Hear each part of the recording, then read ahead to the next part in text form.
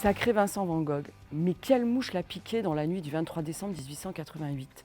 Alors âgé de 35 ans, devant son miroir, il prend un rasoir et se mutile l'oreille gauche. L'oreille gauche ou le lobe? Telle est la question. Et pourquoi, tout de suite après, a-t-il donné son organe à une jeune fille vivant dans une maison close? Installée en Provence depuis longtemps, la chercheuse britannique Bernadette Murphy a enquêté pendant 5 ans afin de résoudre cette énigme. On sait qu'il a dû retourner à l'hôpital pour faire changer son pansement le 9 janvier. Il le mentionne dans une lettre.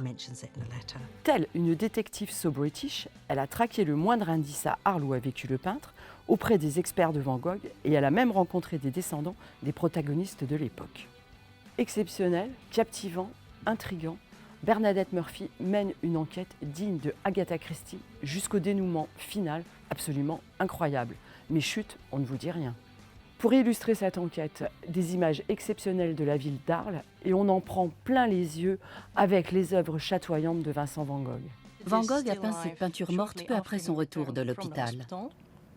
On peut la voir comme un autoportrait qui laisse deviner sa vie à Arles et son état d'esprit. Durant son séjour à Arles, le peintre Vincent Van Gogh a peint plus de 200 toiles inspirées des lieux et des habitants de la ville. Mais en 1890, sous la pression des Arlésiens effrayés par sa personnalité, il quitte Arles pour se réfugier à Auvers-sur-Oise.